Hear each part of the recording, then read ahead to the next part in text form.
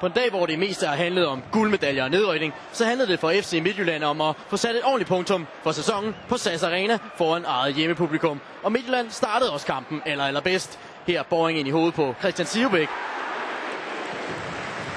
Men Uny skulle klar for OB'erne, der altså kæmpede for den spændende chance for både guld og sølv. Men en tidligere OB'er, Jonas Boring, vil det anderledes. Gode driblinger, og så en afslutning med det kolde højre ben. Ejko Nysko griber ham ud i situationen. Ellers fin aktion fra Jonas Boring. Det var Midtjylland, der stod på det meste i første halvleg. Her bolden ud til højre bak. I dag Leon Jessen ind i hovedet på en helt fri Frank Christensen. Juden Vodo, og så står den 1-0 til FC Midtjylland. Her var der altså spillet omkring en halv time, og det var helt fortjent, at det var FC Midtjylland, der spillede sig foran her. OB spillede uden fantasi og var reelt kun farlige på dødbolde. En af dem fik de her, Henrik Hansen med sparket. Og så er det Esben Ruud, der knap får ramt indlægget. Bedste tilbud til OB i første halvleg. Anden halvleg, ny dødbold til OB. Klumpspil. Og Hans Henrik Andreasen på stolpen. Altså OB stadig uden den fornødne fantasi. Og Midtjylland stadig med chancerne. Her Frank Christensen over for Anders Møller Christensen. Fine finter af farlig Frank. Så er det målscoren til 1-0. Juden Vodo, der er tæt på at score endnu en gang. Anders Møller Christensen bliver tørret her. Og OB lignede altså på det her tidspunkt ikke et hold, der skulle spille med om medaljer.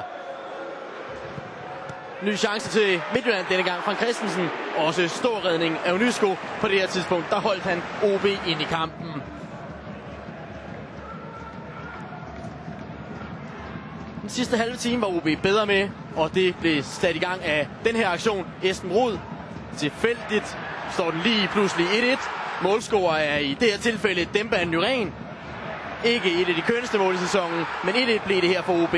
Og så var det altså envejstrafik i resten af kampen.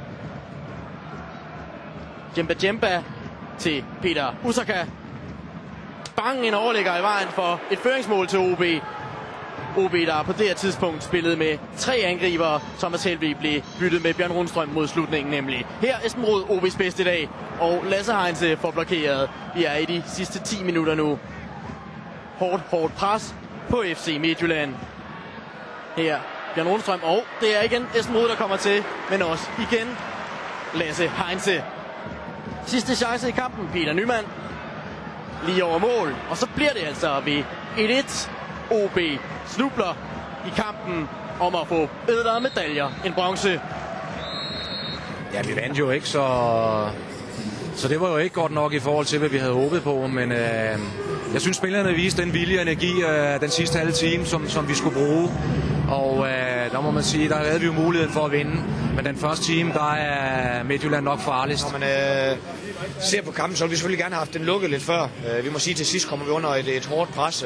Vi bliver også kun 10 mand de sidste 10 minutter, fordi vi har brugt udskiftningerne, og Claus Madsen går i stå. Men altså, alt i alt så synes jeg, at vi præsterer på et rigtig godt niveau i dag. Vi producerer rigtig mange chancer, og vi skulle have haft det lukket lidt tidligere, fordi vi har mange omstillinger på OB i første halvleg, også i starten af anden halvleg. De får selvfølgelig brugt deres rutine og styrke til sidst, så de kommer mere med i kampen, men ja, vi skulle have haft lukket det, fordi så har vi fået de 3 point.